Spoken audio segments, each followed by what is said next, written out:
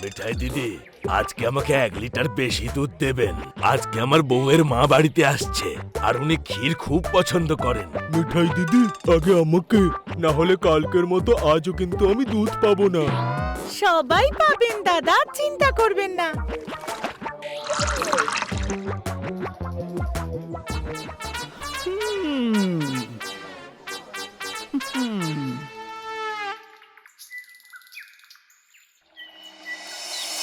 দুধ তো শেষ হয়ে গেছে, আপনি বরং দিদির কাছ থেকে দুধ নিয়ে নিন।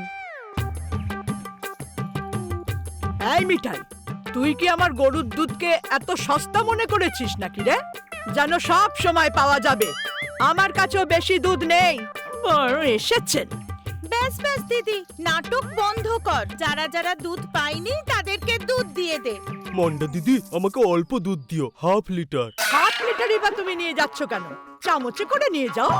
1 লিটারের কম দেওয়া হবে না। যদি নাওয়ার হয় তো নাও, নয়তো কাল এসে বরং মিঠাইয়ের কাছ থেকে নিয়ে যেও। না না মন্ডা দিদি, আমি তো মজা করছিলাম। তুমি 1 লিটার দুধই দাও।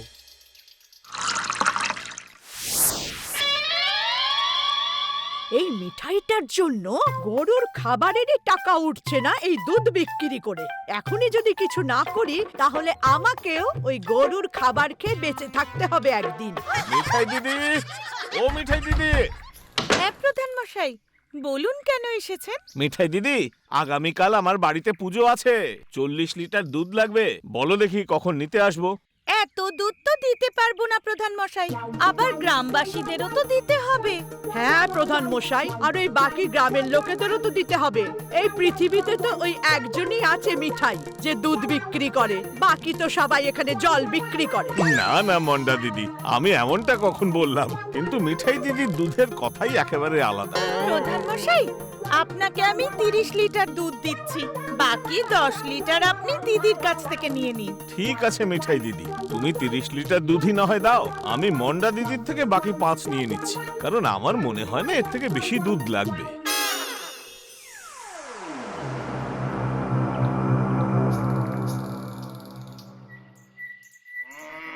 কি হয়েছে দাদা? এই বলদ হাঁটছে না কেন? কি আর বলবো গো দিদি, ওর কাজ শুধু খাওয়া আর ঘুমোনো। খেয়ে খেয়ে শুধু মোটাই হয়ে চলেছে, আর কাজ করবার বেলায় একেবারে অষ্টরম্ভা। দুধ তো দিতেও পারে না, আর বোঝাও বইতে পারে না। কোনো কাজের নয় এই বলদটা। একটা কাজ করুন দাদা, আপনি কিছুদিনের জন্য একে আমায় দিয়ে দিন। আমি তার বদলে আপনাকে কিছু টাকা দিয়ে দেবো প্রতিদিন। যদি আপনার কোনো কাজেও আসে তাহলে আপনি নিয়ে যান ওকে।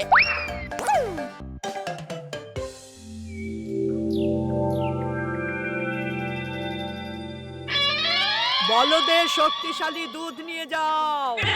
বলদের শক্তিশালী দুধ একবার খেলেই শরীরে অনেক বল পেয়ে যাবে। এতে খুব সুস্বাদু আর ক্যালসিয়ামে ভরপুর।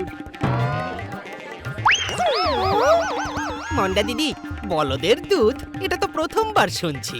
বলদ আবার দুধ দেয় নাকি? সবার নয়, আমার বলদি দুধ দেয়। এটা বিদেশি বলদ। মন্ডা দিদি, আমাকেও।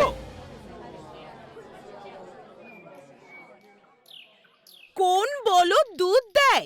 গ্রামের লোকজনকে ঠকিয়ে কে জানে তুই কার দুধ বিক্রি করছিস? এই মিঠাই, এটা আমার বলদ রে, আর আমার বলদ সবচেয়ে ভালো দুধ দেয়, বুঝেছিস? আর যা গিয়ে নিজের কাজ কর, আমার কাজে মাথা গলাস না। আমি বলদের দুধই বেচি বা হাতি।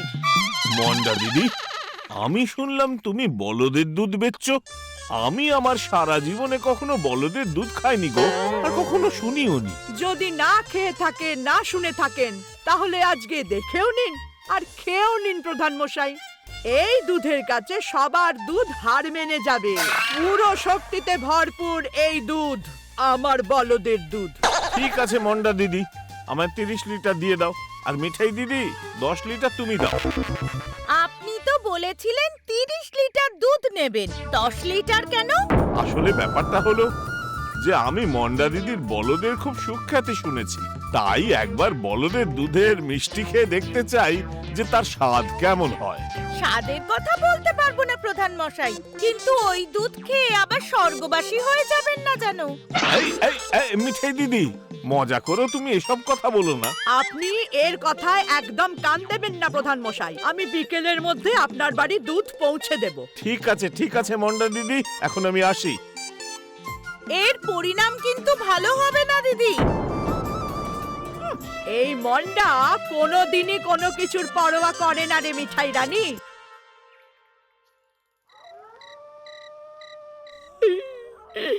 এই গুঁড়ো দুধই তো আমার জীবনই পাল্টে দিল। দিদির আসল সত্যিটা তো সবার সামনে আনতেই হবে, নয়তো গ্রামের সবাইকে ঠকিয়ে এই পাউডার গুলা দুধ খাইয়ে যাবে। এখন একটু ঘুমোই, সকালের মধ্যেই গুঁড়ো দুধ বলদের শক্তিশালী দুধ হয়ে যাবে।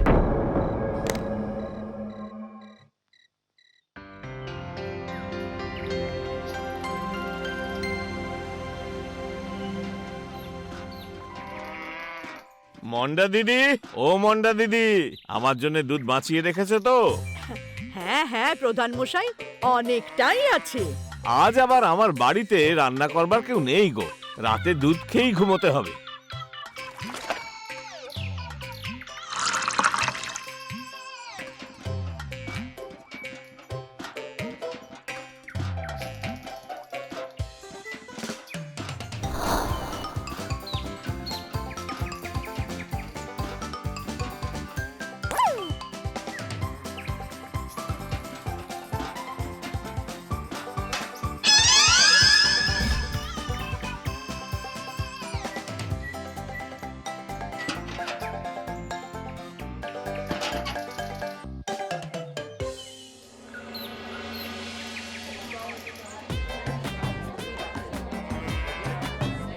মন্ডা দিদি, ও মন্ডা দিদি। হ্যাঁ প্রধান মশাই, বলুন আজকে আপনার কতটা দুধ লাগবে? দুধ না হয় পরে দিও মন্ডা দিদি, আগে আমার পেটটা দেখো, রাতে দুধ খাবার পর থেকে ক্রমশ বেড়েই চলেছে। মনে হচ্ছে আপনার হজম ক্ষমতা ঠিক নেই। দেখুন প্রধান মশাই, দিদির বলদের দুধ খেয়ে আপনি আবার বলদের মতো না হয়ে যান। মিঠাই দিদি, মুখ সামলে কথা বলো তুমি, মনে হচ্ছে তোমার বুদ্ধির ঘরে তালা পড়েছে। হ্যাঁ প্রধান মশাই, যবে থেকে গ্রামে বলদের দুধ পাওয়া যাচ্ছে দেখছি সবারই বুদ্ধির ঘরে তালা পড়েছে। এই মিঠাই, যা গিয়ে নিজের কাজ কর। আপনিও গিয়ে বরং একটু বিশ্রাম করুন প্রধান মশাই। ঠিক আছে মন্ডা দিদি।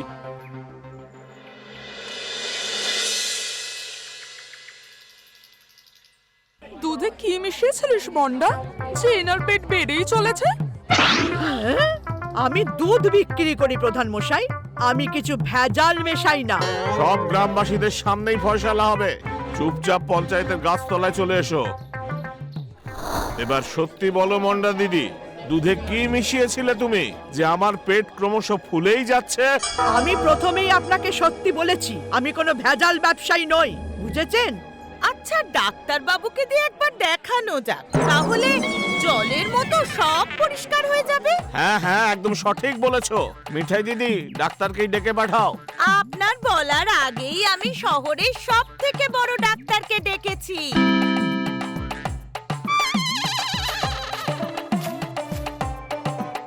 আসুন ডাক্তার বাবু, আপনি পরীক্ষা করে বলুন তো প্রধান মশাইয়ের কি হয়েছে।